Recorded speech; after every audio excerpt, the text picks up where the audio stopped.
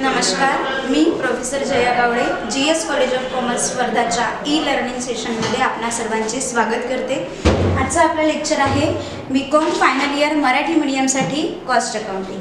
तर विद्यार्थी मित्रांनो, आपण युनिट नंबर 3 मध्ये प्रोसेस कॉस्टिंगला सुरुवात केलेली आहे आणि कालच्या लेक्चरमध्ये आपण प्रोसेस कॉस्टिंग काय असतं किंवा प्रोसेस कॉस्टिंग ही कशासाठी तयार केली जाते किंवा प्रोसेस अकाउंट तयार करण्यामागचा काय उद्देश असतो हे आपण मागच्या लेक्चरला बघितलं आणि प्रोसेस अकाउंटचा प्रोफार्मा सुद्धा आपण त्यामध्ये बघितला। त्या प्रोफार्मा मधले जे महत्त्वाचे पॉइंट्स होते जसं की मटेरियल इंट्रोड्यूस, हे तर आपल्याला क्वेश्चन मध्ये दिलेलेच राहते, बट आपल्याला नॉर्मल लॉस, ॲबनॉर्मल लॉस आणि कधी कधी ॲबनॉर्मल गेन सुद्धा होऊ शकतं। तर हे महत्त्वाचे पॉइंट्स आपण कालच्या लेक्चरमध्ये बघितले होते। आज सुद्धा आपण थोडक्यात नॉर्मल आणि ॲबनॉर्मल लॉस किंवा ॲबनॉर्मल गेन जर असेल तर त्याची जी व्हॅल्यू आहे, त्याचं कॅल्क्युलेशनची व्हॅल्यू जी आहे ती कशा पद्धतीने काढली जाते हे आपण आजच्या लेक्चरमध्ये बघणार आहोत आणि देन नेक्स्ट लेक्चरपासून मग आपण आपल्या ॲक्च्युअल प्रॉब्लेम्सला सुरुवात करूया। तर बघा, महत्त्वाचे यामध्ये 3 पॉइंट्स आहे। एक म्हणजे लॉस, दुसरं आहे गेन आणि तिसरं आउटपुट। तर आउटपुट जेवढं महत्त्वाचं नाही तर लॉस आणि गेन हे सर्वात महत्त्वाचे पॉइंट्स यामध्ये येणार आहे प्रोसेस अकाउंटिंगमध्ये, प्रोसेस कॉस्टिंगमध्ये, आणि तिसरं आहे आउटपुट। तर आता आपण फर्स्ट बघूया लॉस। लॉस मध्ये 2 टाइपचे लॉस आपल्याला दिसणार आहे। एक म्हणजे नॉर्मल लॉस आणि दुसरं आहे ॲबनॉर्मल लॉस। आता हे जे नॉर्मल लॉस होणार आहे ते नॉर्मल लॉसची आपल्याला जी व्हॅल्यू घ्यायची आहे ती व्हॅल्यू ॲट स्क्रॅप। जर आपल्याला प्रॉब्लेम मध्ये 1000 युनिट इंट्रोड्यूस किंवा जेवढे युनिट्स आपण मटेरियल लावलेलं असेल ते आपल्याला प्रॉब्लेम मध्ये सांगितलं जाईल आणि नॉर्मली लॉस किती होतो हे आपल्याला क्वेश्चन मध्ये सांगितलेलं राहील। तर जेवढ्या पर्सेंटेज आपल्याला नॉर्मल लॉस दिलेलं असेल किंवा कधी डायरेक्टली युनिट्स दिलेले असतील तर त्या पद्धतीने आपल्याला नॉर्मल लॉसचे युनिट्स घ्यावे लागेल आणि त्याची जी व्हॅल्यू आहे किंवा जे अमाउंटच्या कॉलम मध्ये आपल्याला लिहायचं असते नॉर्मल लॉस, ते आपल्याला एक तर आपल्याला जे पर युनिट कॉस्ट आहे ती कॉस्ट काढून घ्यावी लागेल किंवा आपल्याला नॉर्मल लॉसची जी व्हॅल्यू आहे ती आपल्याला स्क्रॅप व्हॅल्यू दिलेली असेल, म्हणजे स्क्रॅप सोल्ड दिलेलं असेल की जे स्क्रॅप आलं निघालेलं आहे आपल्या नॉर्मल लॉसच्या थ्रू ते आपण किती रुपयाला सोल्ड केलेलं आहे हे आपल्याला क्वेश्चन मध्ये दिलेलं असेल आणि तीच व्हॅल्यू आपल्याला नॉर्मल लॉसची अमाउंट म्हणून घ्यायची आहे। तर नॉर्मल लॉस हे कसं राहिलं आहे, व्हॅल्यू ॲट स्क्रॅप। क्लिअर? आता नेक्स्ट दुसरा बघूया ॲबनॉर्मल लॉस। ॲबनॉर्मल लॉस काय असते की जे नॉर्मली जे लॉस होते त्या व्यतिरिक्त जे आपला लॉस झालेला असतो त्याला म्हणत असतो आपण ॲबनॉर्मल लॉस।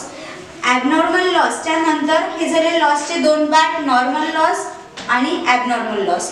देन गेन मध्ये नॉर्मल गेन होत नाही तर ॲबनॉर्मल गेन फक्त एकच असतो, बट या ॲबनॉर्मल गेनचं सुद्धा कॅल्क्युलेशन, त्याची जी कॉस्ट व्हॅल्यू आहे, त्याची जी व्हॅल्यू आहे अमाऊंटमध्ये ती आपल्याला काढावी लागत असते। तर आपल्याला ॲबनॉर्मल गेनच्या व्हॅल्यूचं सुद्धा कॅल्क्युलेशन करायचं आहे आणि थर्ड जे आउटपुट आपल्याला येईल म्हणजे लास्ट प्रोसेसमध्ये, जसं आपण काल 3 प्रोसेस बघितल्या, प्रोसेस 1, प्रोसेस 2, प्रोसेस 3, तर प्रोसेस 1चं जे आउटपुट असेल ते प्रोसेस 2चं इनपुट असते, प्रोसेस 2चं जे आउटपुट असेल ते प्रोसेस 3चं इनपुट असते आणि प्रोसेस 3चं थर्ड आणि फायनल प्रोसेसचं जे आउटपुट असेल ते आउटपुट एकतर ट्रान्सफर टू नेक्स्ट प्रोसेस, म्हणजे जसं फर्स्ट आणि सेकंड युनिटमध्ये ट्रान्सफर टू नेक्स्ट प्रोसेस येईल, म्हणजे फर्स्ट प्रोसेसमध्ये आपण आहोत तर ट्रान्सफर त्या प्रोसेसमध्ये जे आउटपुट येईल ते ट्रान्सफर टू सेकंड प्रोसेस येईल, सेकंड प्रोसेस मधलं जे आउटपुट आहे ते ट्रान्सफर टू थर्ड प्रोसेस येईल आणि जे फायनल प्रोसेस आहे की त्यामधलं जे आउटपुट राहील ते ट्रान्सफर टू गोडाऊन किंवा यामध्ये आपण इमिजिएटली सेल सुद्धा आपण ते करू शकतो। फर्स्ट प्रोसेस किंवा सेकंड प्रोसेसमध्येही काही जे वस्तू आहे ते आपण नेक्स्ट प्रोसेसला ट्रान्सफर करू शकतो, तर काही वस्तू आपण डायरेक्टली गोडाऊनला सुद्धा ट्रान्सफर करू शकतो। तर क्वेश्चनमध्ये सांगितलेल्या इन्फॉर्मेशननुसार, माहितीनुसार आपल्याला जे वस्तू आहे, फिनिश्ड गुड्स आहे, ते नेक्स्ट प्रोसेसला किंवा गोडाऊनला ट्रान्सफर करायचं असते. तर आता जेव्हा आपण नेक्स्ट प्रोसेसला गुड्स ट्रान्सफर करत आहोत तर त्या गुड्सची, त्या वस्तूची व्हॅल्यू किती आहे, त्याची कॉस्ट किती आहे हे आपल्याला कॅल्क्युलेट करायचं असते किंवा शोधून काढायचं असते. तर त्यासाठी आपल्याला 3 व्हॅल्यू माहिती पाहिजे असतात. आता जसं प्रोसेस अकाउंट आपण एकदा बघून घेऊया. जसं मटेरियल इश्यू केलेलं आहे, सपोज 1000 युनिट्स, त्याची प्राइस आहे ₹50,000. देन दुसरं अजून आपण मटेरियल परचेस केलेलं आहे ज्याची प्राइस आहे ₹1,00,000. हे सगळं आपल्याला डेबिट साईडला लिहावं लागतं. जे मटेरियल आपण इंट्रोड्यूस केलेलं आहे, ते परचेस केलेलं आहे ते सुद्धा, आणि जे एक्सपेन्सेस आपले प्रोसेससाठी झालेले असेल ते एक्सपेन्सेस सुद्धा आपल्याला प्रोसेस अकाउंटच्या डेबिट साईडला घ्यावं लागते. तर वेजेस घेतलं समजा आपण ₹80,000 आणि डायरेक्ट एक्सपेन्सेस घेतले आहे आपण ₹20,000. आता बघूया, जर आपल्याला क्वेश्चनमध्ये सपोज सांगितलेलं आहे की नॉर्मल लॉस जो आहे तो नॉर्मल लॉस राहणार आहे 5% ऑफ किंवा 5% नॉर्मल लॉस असं आपल्याला सांगितलेलं आहे. तर आपल्याला नॉर्मल लॉस क्रेडिट साईडला आपण घेऊया बाय नॉर्मल लॉस. आता हा नॉर्मल लॉस जर 5% सांगितलेला आहे तर आपल्याला कशाचे 5% काढायचे आहे, जे मटेरियल आपण इश्यू केलेलं आहे त्याच्या 5%. तर 1000 चे 5% जर आपण काढले तर आपल्याला मिळेल ₹50. आणि समजा इन्फॉर्मेशन मध्ये दिलेल्या माहितीमध्ये सांगितलेलं आहे की हे जे नॉर्मल लॉस आहे किंवा जे स्क्रॅप निघालेलं आहे त्या स्क्रॅप सोल्ड करून आपल्याला स्क्रॅप आपण सोल्ड केलेला आहे आणि त्या माध्यमातून सपोज आपल्याला ₹250 मिळालेले आहे, तर ते आपण स्क्रॅप सोल्डची अमाऊंट नॉर्मल लॉसच्या बाजूला लिहू.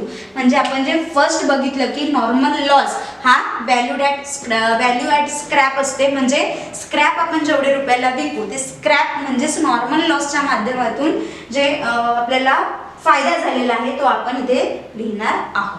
देन यानंतर असते यामध्ये abnormal loss by abnormal loss. तर ॲबनॉर्मल लॉस आपला किती झालेला आहे हे एकतर डायरेक्टली सांगितलं जाऊ शकते किंवा आपल्याला ते हिंटनी समजून घ्यायचं असते. आपल्याला काही इन्फॉर्मेशन दिलेली राहतात ज्या माध्यमातून आपल्याला ॲबनॉर्मल लॉस किती आहे हे शोधून काढता येते. आता जसं समजा इथे ॲबनॉर्मल लॉस आपल्याला दिलेला नाही आहे, बट आपल्याला इन्फॉर्मेशनमध्ये माहितीमध्ये सांगितलेलं आहे की जे सेकंड प्रोसेसला ट्रान्सफर होणारे जे युनिट्स आहे किंवा फिनिश प्रोडक्ट्स जे आहे ते सपोज 900 युनिट्स आहे.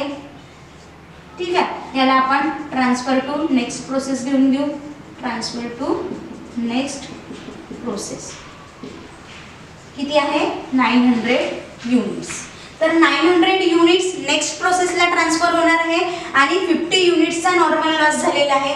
म्हणजे इथे टोटल युनिट्स किती झालेले आहे 950. बट टोटल युनिट्स इंट्रोड्यूस किती केलेले आहे आपण 1000.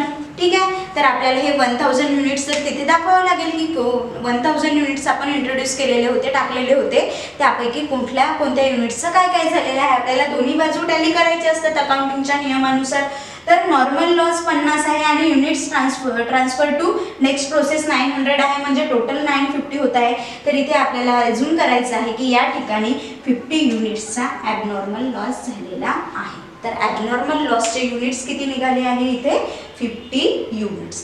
आता युनिट्स तर आपल्याला माहिती पडले, पण याची व्हॅल्यू काय, कॉस्ट तर लिहावं लागेल ना, याची अमाऊंट काय राहील.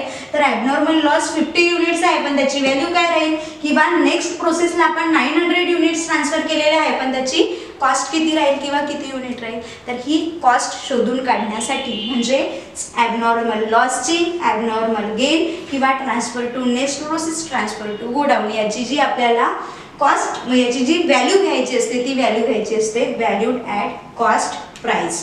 Valued at cost price. तर आता कॉस्ट प्राइस आपल्याला कशी काढायची आहे हे आपण फॉर्म्युल्याच्या थ्रू बघूया. तुम्हाला स्टडी नोट्समध्ये फॉर्म्युलाज दिल्या गेलेले आहे.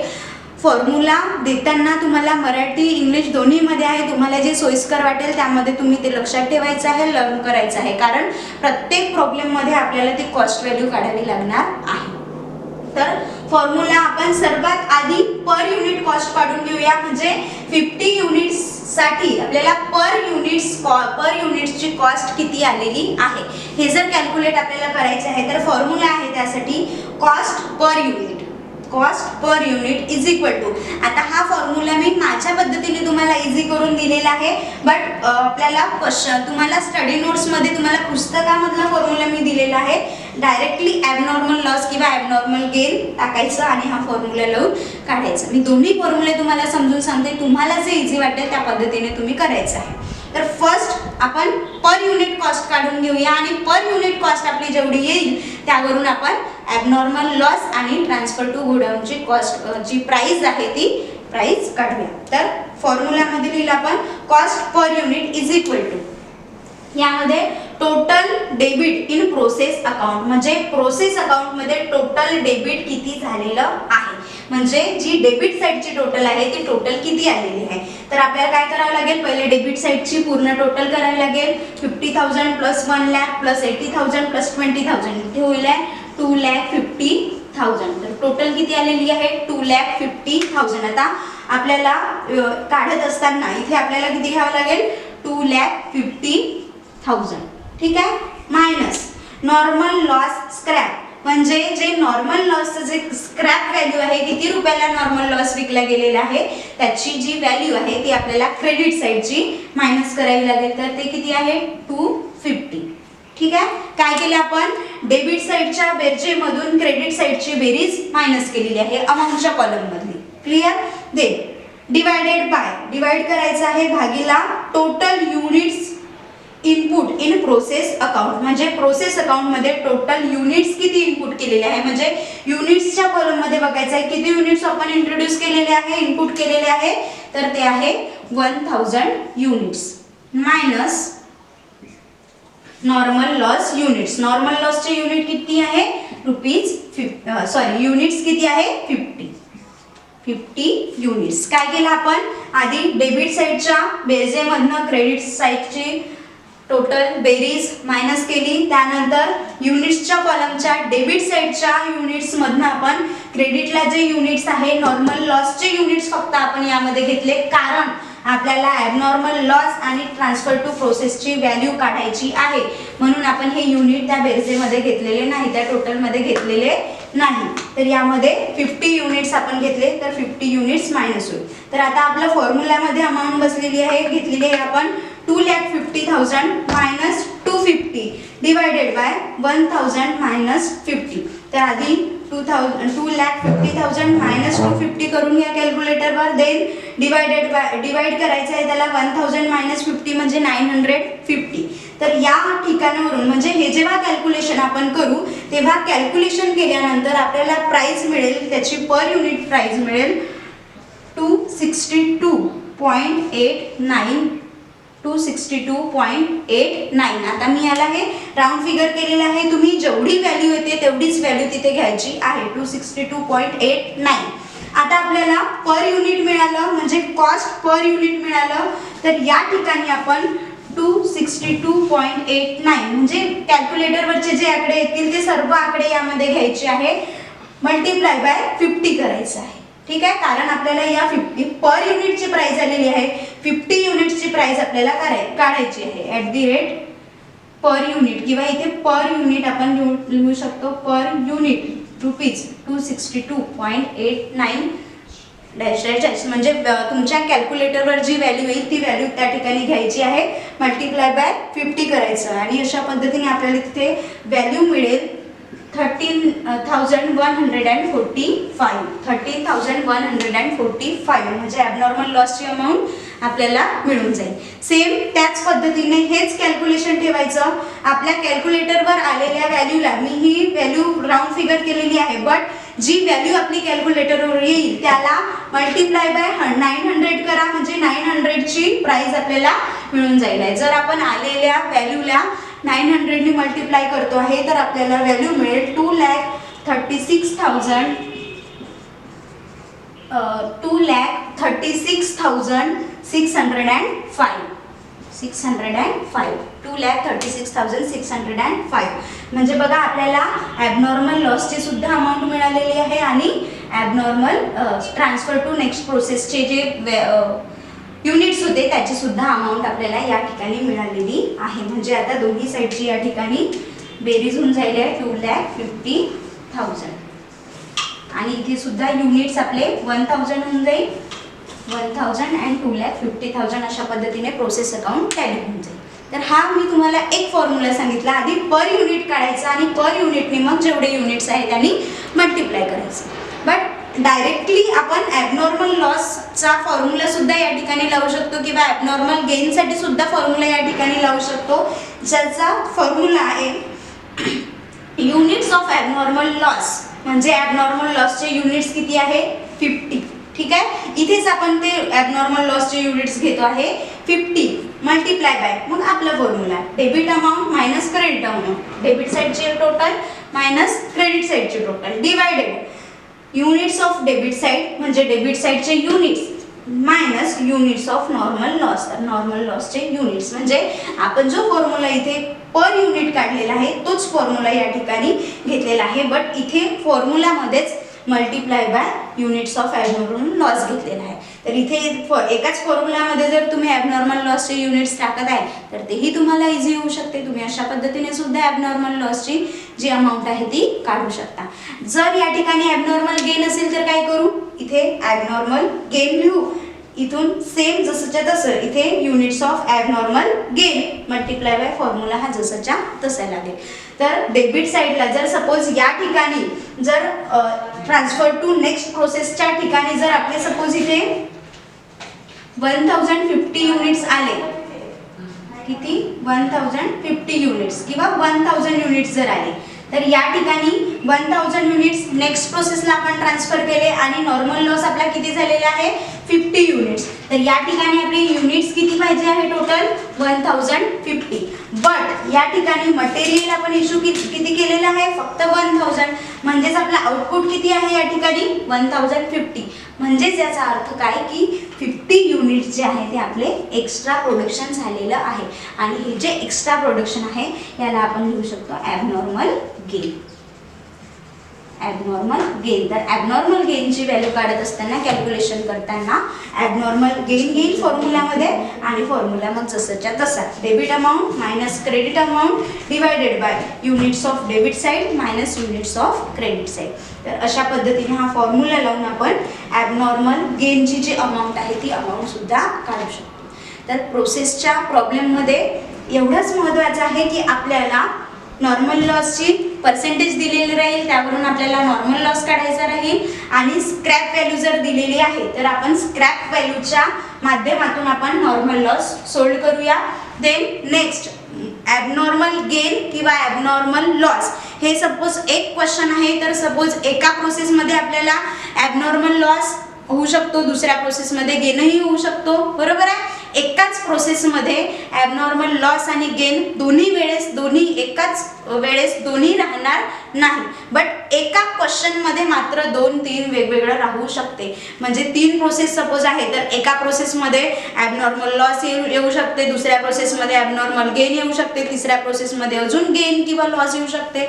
म्हणजे लॉस किंवा गेन दोन्हीपैकी एक काहीतरी असेल तर ते आपल्याला बॅलन्सिंग फिगरने म्हणा किंवा अजून काही दिलेल्या माहितीवरून ते आपल्याला शोधून काढावं लागेल की ते किती आहे आणि त्याची अमाऊंट सुद्धा आपल्याला काढावी लागेल की ॲबनॉर्मल लॉस एवढा आहे 50 युनिट्स तर आहे, बट त्याची अमाऊंट किंवा प्राईस किती आहे तर ते आपल्याला कॉस्ट प्राईजवर घ्यायचं आहे आणि कॉस्ट प्राईज कशी काढायची हे आपल्याला या सूत्रामध्ये दिलेलं आहे. तर स्टडी नोट्समध्ये तुम्हाला इन्फॉर्मेशन दिलेली राहील, माहिती दिलेली राहील, त्यावरून तुम्हाला फॉर्म्युला सुद्धा दिलेले राहील. ते फॉर्म्युलाच तुम्हाला बघून घ्यायचे आहे. इंग्लिश मराठी दोन्ही लँग्वेजमध्ये तुम्हाला ज्या पद्धतीने समजेल त्या पद्धतीने तुम्ही ते फॉर्म्युलाज पाठ करून ठेवा, कारण क्वेश्चनमध्ये तर आपल्याला फॉर्म्युला लिहायचा नाही आहे, बट कॅल्क्युलेशन करण्यासाठी आपल्याला फॉर्म्युला माहिती पाहिजे.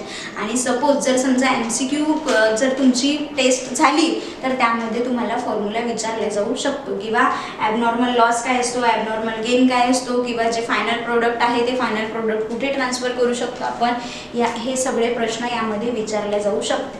तर मागच्या आणि आजच्या लेक्चरमध्ये आपण प्रोसेस अकाउंटिंगची थेरोटिकल माहिती म्हणा किंवा प्रॅक्टिकल सोडविण्याच्या आधी काय करायला पाहिजे आपण ते आपण आता बघितलेलं आहे. जवळपास 90% पोर्शन जो आहे की प्रॉब्लेममध्ये काय असू शकते, आपल्याला काय कॅल्क्युलेट करायचं आहे हे मी तुम्हाला सांगितलेलं आहे.